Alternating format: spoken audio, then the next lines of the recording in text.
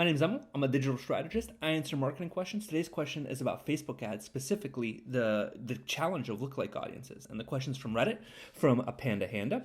Not getting any conversions from Facebook ads. Need advice. Hi, I got 102 conversions from Facebook campaign on ad spend of around $550. Amazing. However, from the last 15 to 20 days, I'm not getting any conversions from the same campaign. For this campaign, I created a lookalike audience from a custom audience and it worked for me. Tried value-based lookalike audiences as well, but it didn't get enough conversions and the cost per result was just too high. Any suggestions? Is anyone facing the same issues or is something that I'm doing wrong? You're not doing anything wrong. Everybody's facing these issues. And this has been a challenge for my clients, for accounts of all sizes. So I'm going to dive into the obvious and the not so obvious issues that are happening, and it's Facebook. So we all know this is a ebb and flow situation. In this video, what I'm going to cover are the two major issues I see in all accounts right now on Facebook.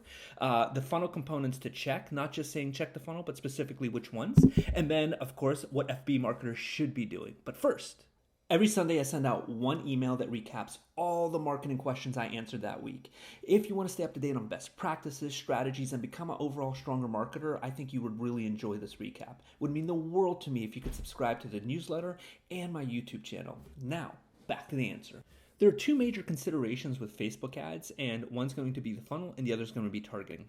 In the funnel, the areas I want you to check is ad fatigue. Now, depending on the types of ads that you're running, whether they're catalog ads, dynamic DCAs, whatever they are, just take a look at what your view rate of your ads were and what your CTR of the ads has been. So the 102 conversions for under $600, take a look at what the average CTR unique link click was, and then compare that to afterwards. See if there's just ad fatigue and see what Facebook thinks about the ads. Second, saturation. Take a look at the frequency rate. Pull the column for frequency and see when you were getting your conversions versus the run where you were getting no conversions. What was your frequency rate to that same audience? And of course, the website itself. And here's just a few things I would tick off to make sure. First, I'd take a completely new computer or an incognito window, go to your main domain, and go through the entire checkout process. What you're looking for is, are things easy to add to cart or remove to cart? When you do add to cart, are there any interstitials or pop-ups that happen to let you know something's in the cart, but if you try to exit out of it, it prohibits you from doing so? I've seen so many updates in Shopify stores over the last few months that have made the user experience more poor, and that's almost killed entire campaigns and ad set runs that if we didn't go through that experience, we would have never known. Are you capturing abandoned cart emails? So when somebody gets to that page, puts their email in, are you capturing that data? Because it sounds like that may be missing, but I don't know. That'd be another area. And then the last is just, is it functioning properly? So when you check out, you put your credit card in and you purchase, it was all smooth and acted the way you would expect any other store to act. And then the offer. This was something that I just faced. So when I saw your question, I was like, oh my God, I just ran into this. We had a campaign running. It was doing really, really well, 2.5 to 3 ROAS consistently week over week over week over week. And literally one day we woke up, we didn't get sales, and we're like, it was going to happen. Then day 2, day 3, day 4, we started doing some research. We found that there was a company selling exactly what we sell, but they were 25% cheaper than us with free shipping. And they're just taking a huge hit to get new business. They're brand new on the block. And this crippled one of the accounts, and we've been recovering ever since. So that's something else to look at. And while you're going through this testing phase, just make sure that the testing is controlled. You're doing it from a consumer perspective, not the owner of the store perspective. So you want to go through every feature and then have a friend or two go through it as well and just reimburse them for the purchase or have them issue a refund.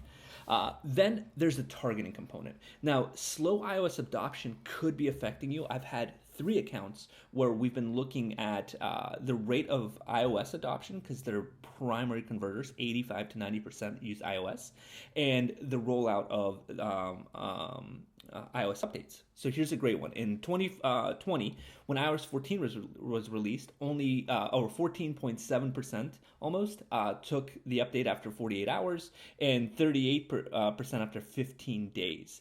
In iOS 15, we've got a 9% and a 22%. So people are adopting these changes slower and slower. This really impacts us when we think that the iOS rollouts changed. There's been a lot of talk. We've adjusted our campaigns, but we realized that 25, 35, 45, 50% of our available market hasn't made the updates yet. So even though the updates are in the past now, they're just getting around to updating them.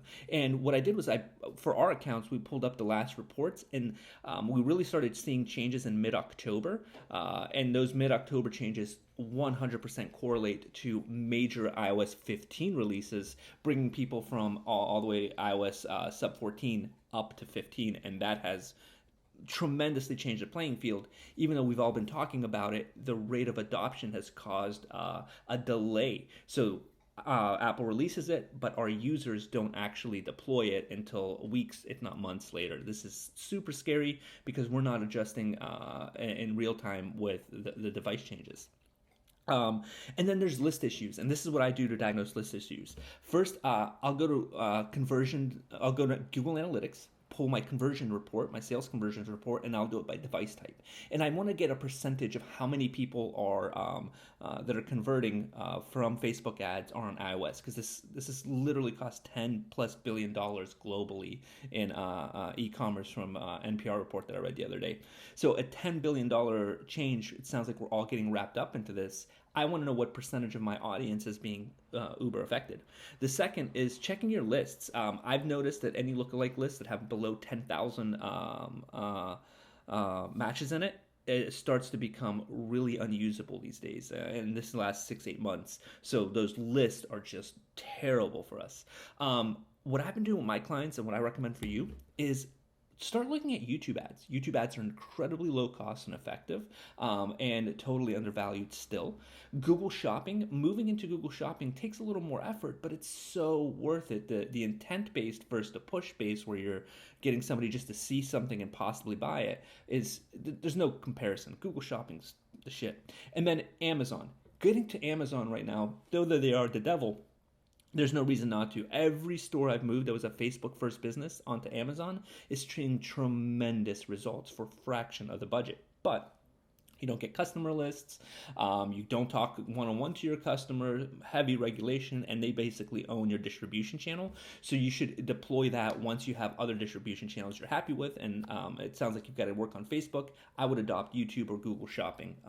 So I hope this helped. I know this is super challenging. So many things are going awry. I have accounts that are dying, other accounts that are thriving.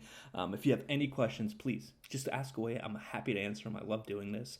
It would mean the world to me if you could subscribe below. Truly, truly, truly. And as always, thank you so much. Good luck and happy marketing.